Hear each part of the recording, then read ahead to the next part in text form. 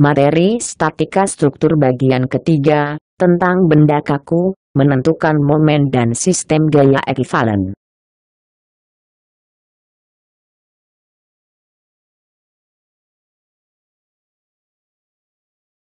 Selain penyelesaian dalam bentuk statika partikel, maka persoalan statika struktur juga muncul dalam bentuk statika benda kaku.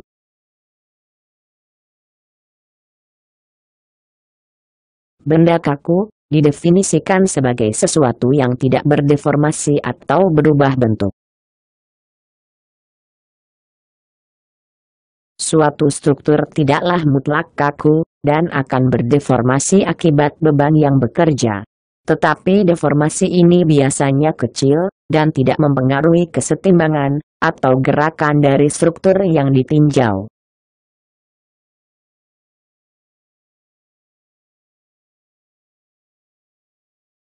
Gambar di samping ini adalah contoh persoalan statika yang berkaitan dengan benda kaku.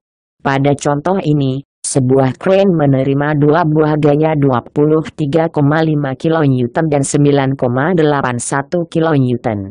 Selanjutnya akan dihitung gaya yang bekerja di tumpuan A dan B. Tampak bahwa jarak kedua gaya ketumpuan perlu untuk diperhatikan.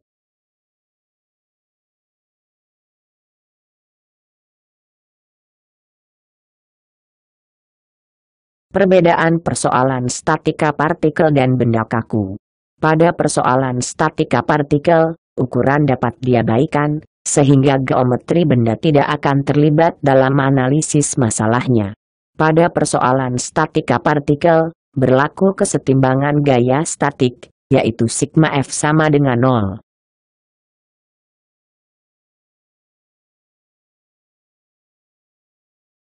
Pada persoalan statika benda kaku, ukuran menjadi penting untuk diperhatikan.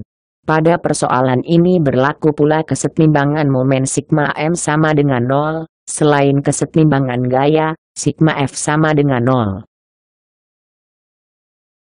Contoh di bawah ini memperlihatkan balok yang mengalami pembebanan. Dan pada gambar di kanan bagaimana memperlihatkan persoalan ini digambarkan dalam bentuk diagram benda bebasnya.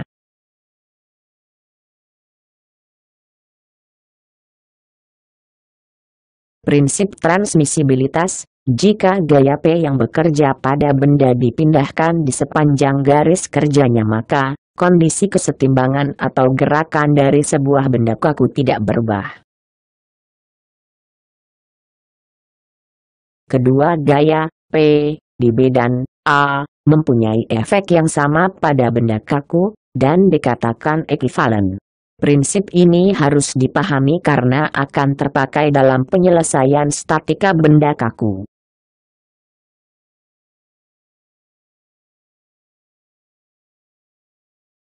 Perhatikan gambar di bawah ini. Dengan memindahkan titik tangkap gaya F ke bemper belakang truk, maka tidak mempengaruhi gerakan dan gaya-gaya lain yang bekerja pada truk.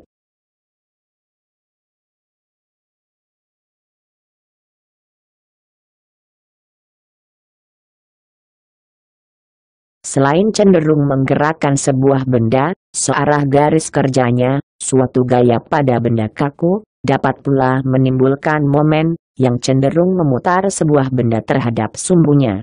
Bagaimana menghitung momen ini, penting untuk diperhatikan, berkaitan dengan persoalan statika benda kaku.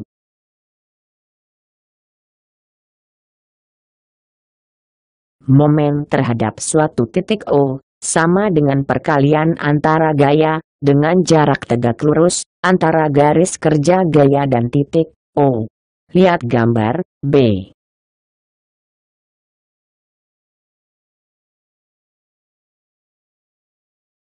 Aturan tangan kanan, digunakan untuk menentukan arah momen tersebut, yang ditunjukkan oleh arah ibu jari, sedangkan keempat jari lainnya, menunjukkan arah rotasi.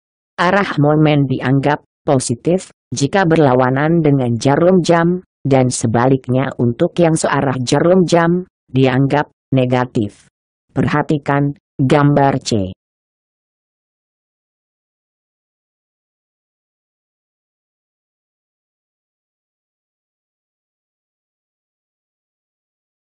Contoh soal, momen dari gaya pada bidang. Sebuah batang pengungkit, menerima gaya vertikal 100 pound. Hitung momen yang ditimbulkan oleh gaya tersebut, terhadap titik O.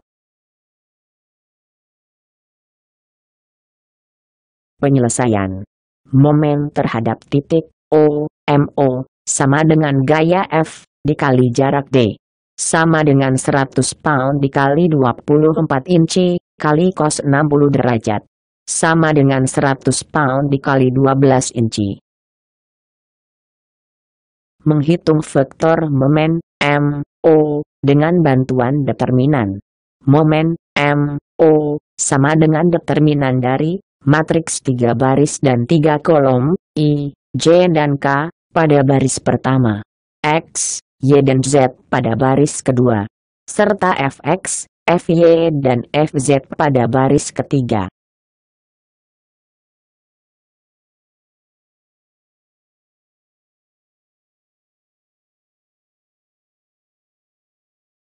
Di mana rumus menghitung determinan matriks 3 kali 3 adalah sebagai berikut.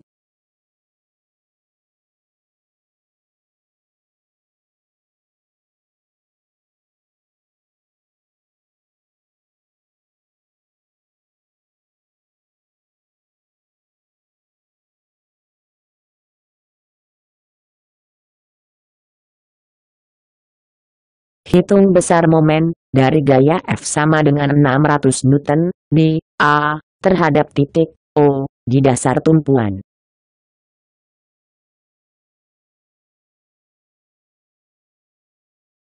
Jawab.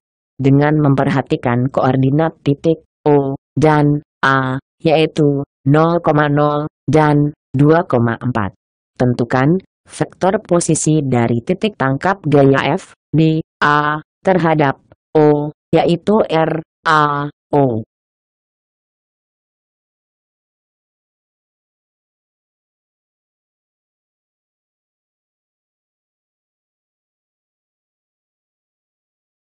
Tentukan vektor gaya F, yang terdiri dari komponen gaya, Fx dan Fy.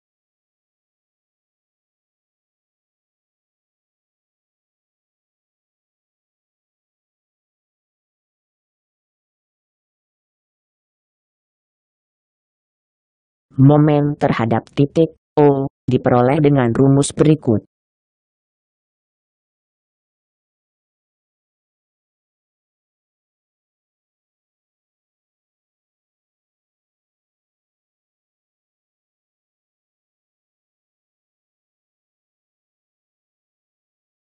Sebuah plat persegi ditumpu oleh dua buah plat siku di titik A dan B, serta kawat CD.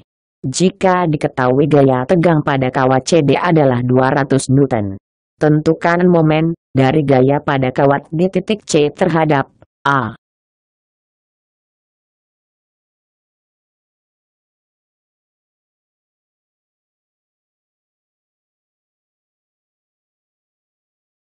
Penyelesaian. Menentukan vektor posisi dari titik tangkap gaya F di C terhadap A, yaitu RC A, yang terdiri dari komponen posisi dalam arah I, J, dan K.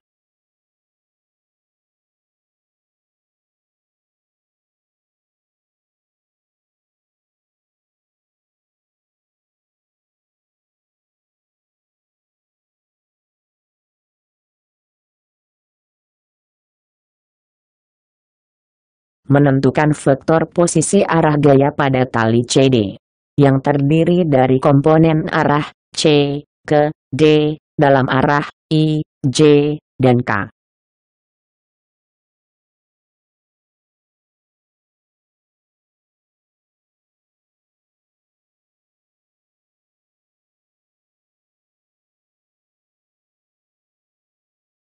Menghitung panjang atau jarak CD.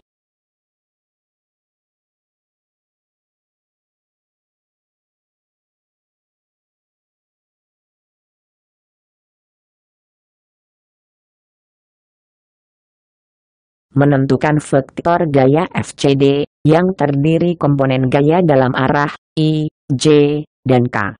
Menghitung momen gaya F di C terhadap titik A menggunakan determinan seperti pada contoh sebelumnya.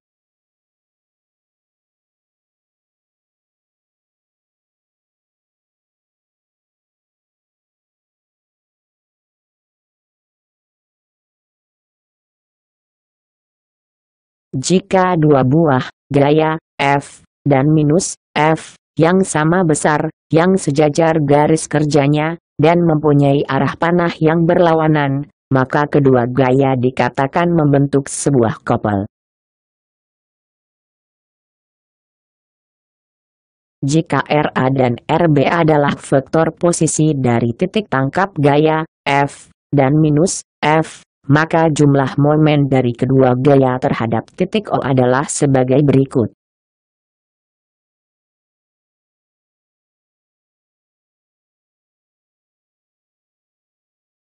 Besar dari momen M adalah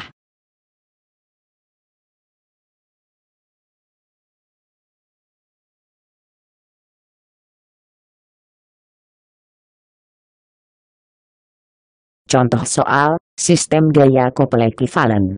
Gantikan sistem gaya di balok pada gambar di samping ini dengan sistem gaya couple yang ekivalen di A dan sistem gaya couple yang ekivalen di B.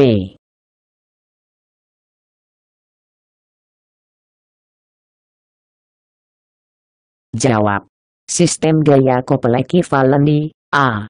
Resultan gaya di A, yang merupakan penjumlahan dari semua gaya-gaya dalam arah J.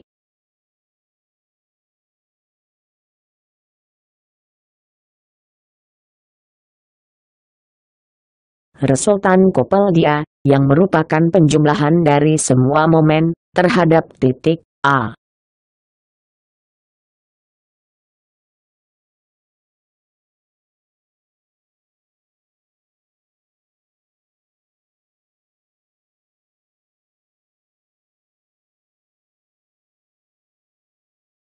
Jawab. Sistem gaya couple ekivalen di B. Resultan gaya di B, yang merupakan penjumlahan dari semua gaya-gaya dalam arah J, yang sama dengan resultan gaya di A.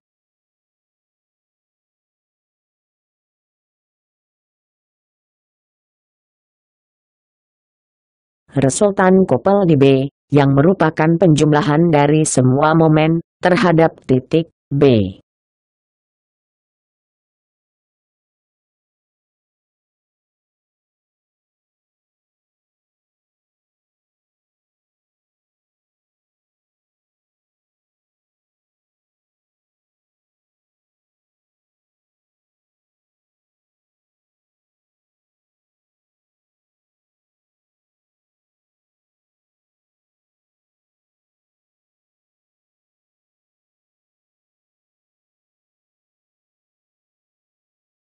Terima kasih, sampai jumpa di video berikutnya.